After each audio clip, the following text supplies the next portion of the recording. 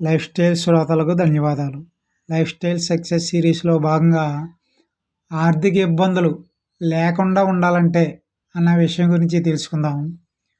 మొదటగా అప్పు తీసుకోవటం వలన లాభమా? నష్టమా? అనే విషయం గురించి తెలుసుకుందాం. అప్పు చేయనివాడు అధిక సంపద కలిగిన వాడితో సమానం అనేవాళ్ళు మన పెద్దలు. మన భారతదేశ సంస్కృతిలో పూర్వం అప్పు చేయటం తప్పుగా భావించేవారు. మరియు అప్పు చేయటం అంటే తమ పరువు, మర్యాద, గౌరవం పోయినంతగా బాధపడేవారు. ప్రాణాల మీదకి వస్తే గానీ అప్పు చేసేవారు కాదు. ఈ రోజుల్లో అప్పు అంటే చాలా తేలికైపోయింది. అప్పు చేయడం సరదా అయిపోయింది. అప్పుల్లో వివిధ రకాల అప్పుల గురించి తెలుసుకుందాం. సొంత ఇంటి నిర్మాణం కోసం చేసే అప్పు గురించి తెలుసుకుందాం. గతంలో మొత్తం ఇంటి నిర్మాణానికి సంబంధించిన డబ్బు ఉంటేనే ఇంటి నిర్మాణం మొదలుపెట్టేవారు. కానీ ఇప్పుడు అప్పులు చేసి ఇల్లు కట్టి చాలా ఇబ్బందులు పడుతున్నారు. అలాగే వాహనం కోసం చేసే అప్పు గురించి తెలుసుకుందాం. మనం కారుని తీసుకుని షోరూమ్ నుండి బయటికి రాగానే దాని రేటు తగ్గిపోతుంది. మరియు వెహికల్ ధర రోజు రోజుకి తగ్గుతుంది. అలా 7 సంవత్సరాల తర్వాత దాని ధర సగం కూడా ఉండకపోవచ్చు. వెహికల్ తీసుకోవాలంటే అత్యవసరం అయితే తప్ప తీసుకోకూడదు. అవసరం లేకున్నా మాకు వెహికల్ ఉంది అని అనిపించుకోవడం కోసం అస్సలు తీసుకోవద్దు. నిజంగానే అవసరం ఉంటేనే తీసుకోవాలి. ఇంకా క్రెడిట్ కార్డ్పై అప్పు గురించి తెలుసుకుందాం. మన దగ్గర లేని డబ్బుతో మనకు కావలసినవి ముందే తీసుకునే అవకాశాన్ని క్రెడిట్ కార్డు ఇస్తుంది. బ్యాంకు వారు సెక్యూరిటీ పెట్టుకోకుండా ఇచ్చే ఈ క్రెడిట్ కార్డు వడ్డీ రేటు అన్ని లోన్లకి ఉన్న వడ్డీ రేట్ల కన్నా ఎక్కువ. ఇంకా నెక్స్ట్ జీరో ఫైనాన్స్ గురించి తెలుసుకుందాం. ఫర్నిచర్ షాప్లో జీరో ఫైనాన్స్ లోన్ ద్వారా TV, fridge, cooler, AC, washing machine లాంటివి కొంత మొత్తం కట్టి మిగతా సొమ్ము వాయిదా పద్ధతిలో కట్టే విధానం ఇది. మధ్యతరగతి ప్రజలు ఈ పద్ధతిలో అవసరం ఉన్నా లేకున్నా ఒకటి తర్వాత ఇంకోటి తీసుకుంటూ ఉంటారు. ఒక వస్తువు అసలు ధర కన్నా అధికంగా చెల్లించవలసి ఉంటుంది. ఈ వాయిదా చెల్లించకపోతే దానికి ఛార్జీలు కూడా ఉంటాయి. అంతేకాకుండా ఈ వాయిదా పద్ధతి వల్ల ఆ వస్తువుపై కంపెనీ వాళ్ళు ఇచ్చే డిస్కౌంట్ని కోల్పోతాం. అది ఫైనాన్స్ కంపెనీకి వెళ్ళిపోతుంది. నెక్స్ట్ చిట్టీలు వేయటం గురించి తెలుసుకుందాం. చిట్టి వేయటం అంటే ఇది కూడా అధిక వడ్డీ రేటుకు అప్పు తీసుకోవడం లాంటిదే. చిట్టి కట్టడం వలన చివరి వరకు ఉండేవారికి మరియు చిట్టి నడిపే వ్యక్తికి తప్ప మిగతా ఎవరికీ లాభం ఉండదు. ఇంకా డీసీ అంటే డైలీ కలెక్షన్ గురించి తెలుసుకుందాం. ఇవి సాధారణంగా ఏ వస్తువుని తనఖా పెట్టుకోకుండా ఇచ్చే అప్పు. దీనికి కూడా మనం చెల్లించేది అధిక వడ్డీయే. ఈ డీసీలు కట్టించుకునేవారు ఎదుగుతూ ఉంటారు.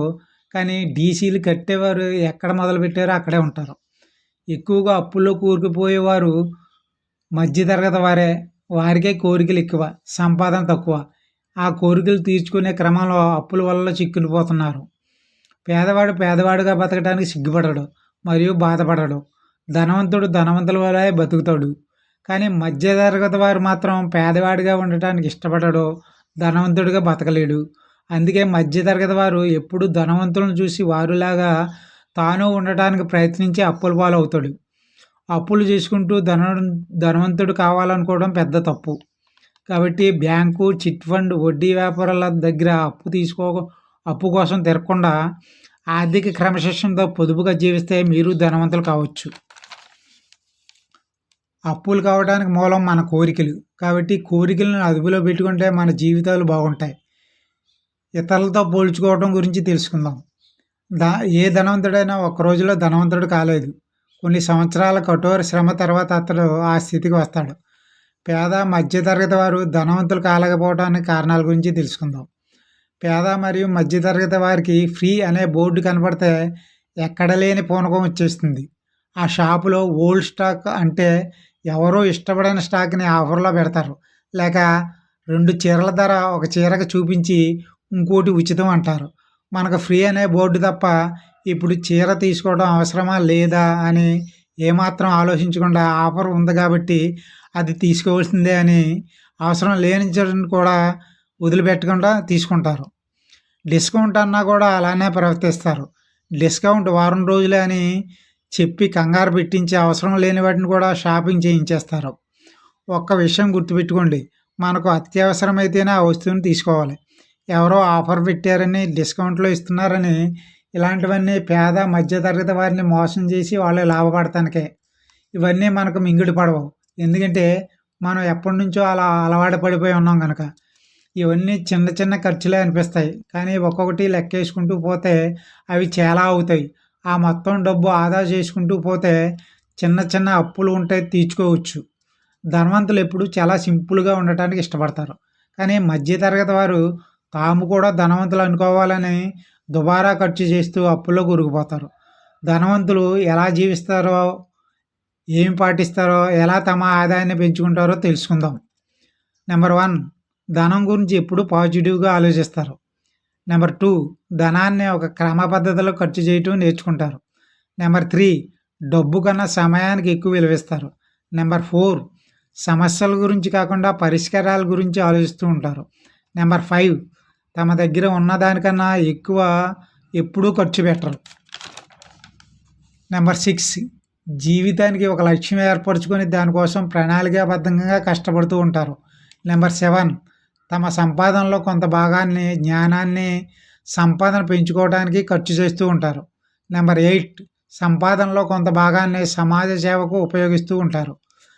మన సంపాదనలో ప్రణాళికాబద్ధంగా ఖర్చు చేయటానికి కొన్ని గోల్డెన్ రూల్స్ ఉన్నాయి. వాటి గురించి తెలుసుకుందాం.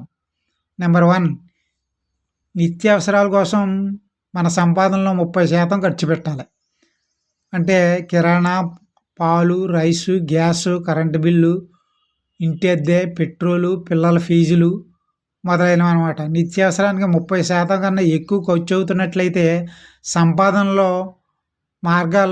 సంపాదించే మార్గాలను పెంచుకోవడానికి మార్గాలు వెతకాలన్నమాట.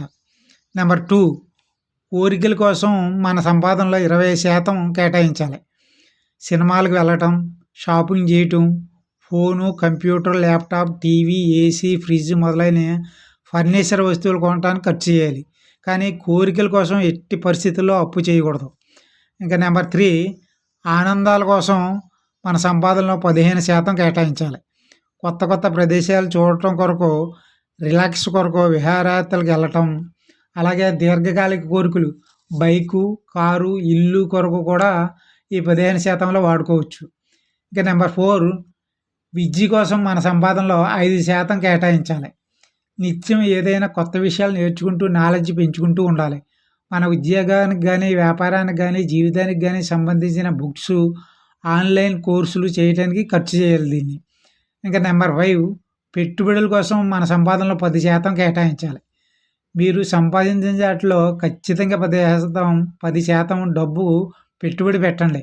ఒక్కటి గుర్తుంచుకోండి, మీరు పెట్టుబడుల్లో పెట్టిన అసలు మొత్తం పోకుండా ఉండేటట్లు తెలుసుకొని పెట్టుబడి పెట్టండి. నెంబర్ 6, ఎమర్జెన్సీ ఫండ్లు మీ సంపాదనలో 10% కేటాయించండి. అత్యవసర పరిస్థితులు ఏర్పడితే ఖర్చు కొరకు ఈ 10% సేవ్ చేసుకోండి. నెంబర్ 7, దానం చేయటం కోసం మీ సంపాదనలో 5% కేటాయించుకోండి. సంపాదనలో కొంత భాగం పేదవారికి, స్వచ్ఛంద సంస్థలకు, సమాజ సేవ చేయటానికి ఈ 5% ఉపయోగించండి. మీకు ఇలా వచ్చిన సంపాదనలో 7 భాగాలను విభజించుకొని ప్రణాళికాబద్ధంగా జీవితకాలం ఖర్చు చేయటం అలవాటు చేసుకుంటే ఆర్థిక ఇబ్బందుల నుండి గట్టెక్కవచ్చు. Good lifestyle, good life skill and good luck.